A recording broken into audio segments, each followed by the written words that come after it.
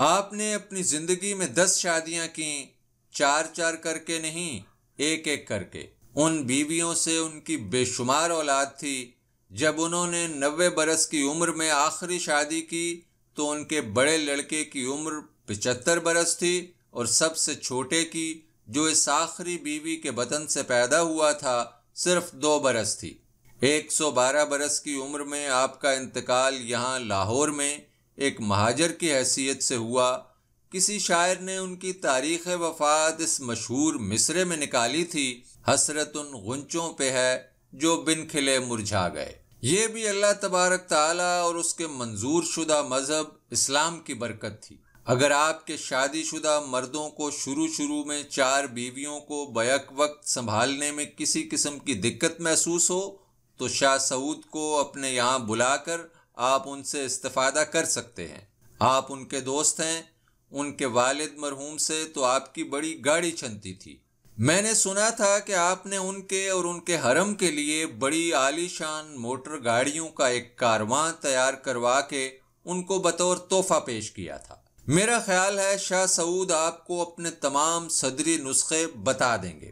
ہمارے پاکستان کے ساتھ آج کل سوائے ہندوستان اور روس کے قریب ہر ملک دلچسپی لے رہا ہے، اور یہ سب آپ کی مہربانیوں کا نتیجہ ہے کہ آپ نے ہماری طرف دوستی اور تعاون کا ہاتھ بڑھایا اور ہم اس قابل ہو گئے کہ دوسرے بھی ہم پر نظر کرم فرمانے لگے۔ ہم پاکستانی تو اسلام کے نام پر مر مٹتے ہیں۔ ایک زمانہ تھا جب ہم مصطفیٰ کمال پاشا اور انور پاشا کے شہدا تھے۔ انور پاشا کے مرنے کی خبر آئی تو ہم سب سوگ کرتے، سچ مچ کے آنسوؤں سے روتے۔ جب یہ پتہ چلتا کہ وہ خدا کے فضل و کرم سے زندہ ہیں تو ہم خوشی سے ناچتے، کودتے، گھروں میں چراغاں کرتے۔ مصطفیٰ کمال اور انور ایک دوسرے کے جانی دشمن تھے، ہمیں اس کا کچھ علم نہ تھا۔ ترکوں کو ہندی مسلمانوں سے کوئی دلچسپی نہیں تھی، وہ ہم کو 3 میں سمجھتے تھے نہ 13 میں۔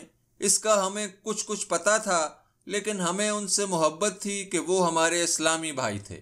ہم ایسے شریف النفس اور سادہ لوح آدمی ہیں کہ ہمیں آملے اور چمبیلی کے اس تیل سے بھی محبت ہے جو یہاں اسلامی بھائیوں کا تیار کردہ بکتا ہے۔ اس کو ہم اپنے سروں میں ڈالتے ہیں تو ایسا کیف حاصل ہوتا ہے کہ موعودہ جنت کی تمام لطافتیں اس کے سامنے ماند پڑ جاتی ہیں۔ ہم بڑے بدھو مگر بڑے پیارے لوگ ہیں۔ خدا رہتی دنیا تک ہماری تمام صفات قائم رکھے۔ میں بات شاہ سعود کے ورود مسعود کی کر رہا تھا، لیکن جذباتی ہو کر اسلام کے گن گانے لگا۔ بات یہ ہے کہ اسلام کے گن گانے ہی پڑتے ہیں۔ ہندو مذہب، عیسائی اور بدھ مت، آخر یہ کیا ہیں؟ کیا ان کے ماننے والوں میں کوئی ایک فرد 25 لڑکوں کا باپ ہونے کا دعویٰ کر سکتا ہے؟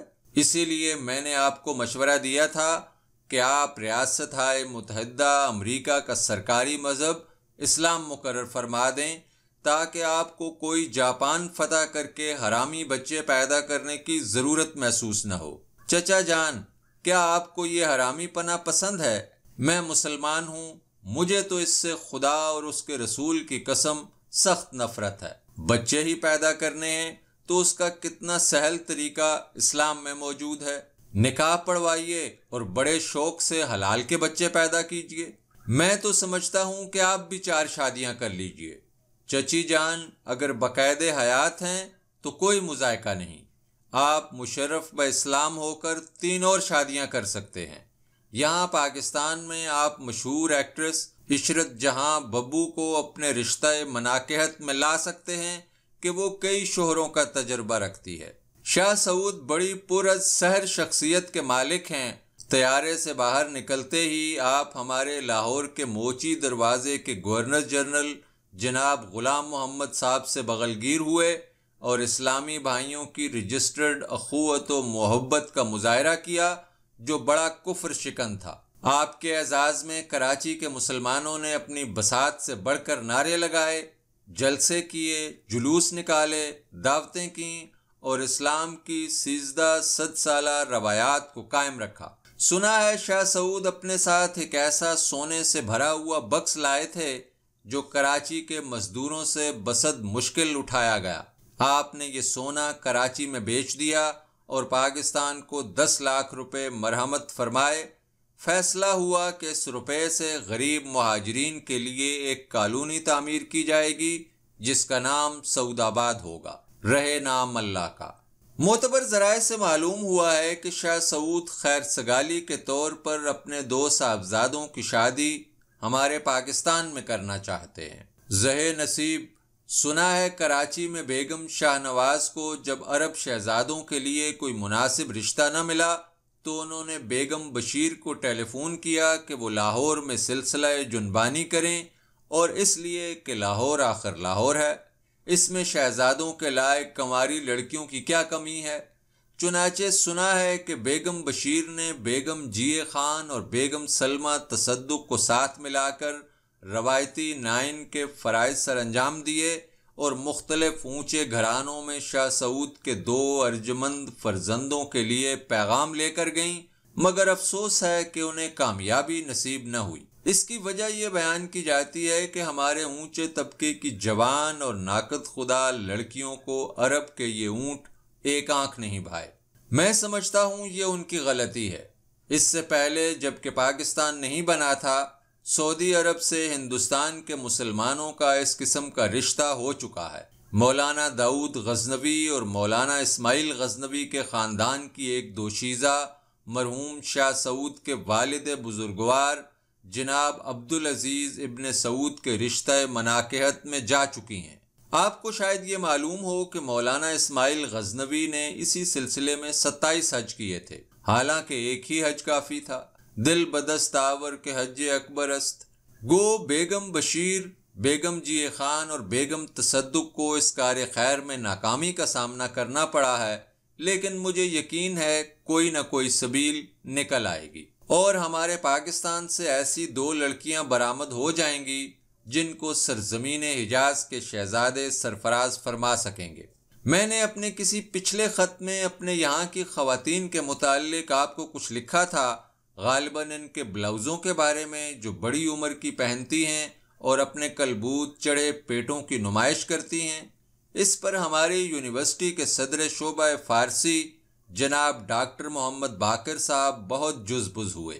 آپ نے مجھے کئی مہذب قسم کی گالیاں دیں اور اس لیے ملعون و متون قرار دیا کہ میں نے اپنے یہاں کی عورت کی بے حرمتی کی ہے۔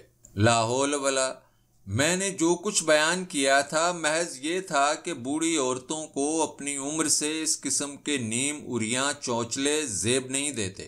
مجھے ڈر ہے کہ ڈاکٹر صاحب جب میرا یہ خط پڑھیں گے تو مجھ پر پھر یہ الزام دھریں گے کہ میں نے اپنی عورت کی بے حرمتی کی ہے۔ بات اصل میں یہ ہے کہ ہم لوگ فطرتاً سادہ لو اور بدھو ہیں۔ ہماری عورتیں تو باد نما مرغیاں ہیں، جدھر ہوا چلتی ہے ادھر چل پڑتی ہیں۔ شاہ ایران تشریف لائے تو اونچی سوسائٹی کی لڑکیوں نے طرح طرح سے خود کو سجایا بنایا کہ شاہ ان دنوں فارغ تھے، فوزیہ کو طلاق دے چکے تھے، مگر انہوں نے ان میں صرف رسمی دلچسپی لی اور ایران جا کر سریہ اسفندیار سے شادی کر لی۔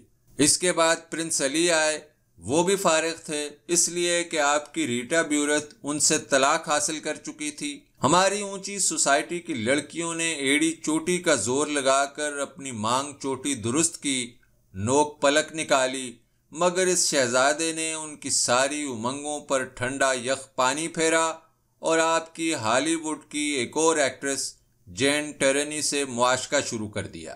خدا آپ کی 7 آزادیوں والی مملکت کو قائم و دائم رکھے۔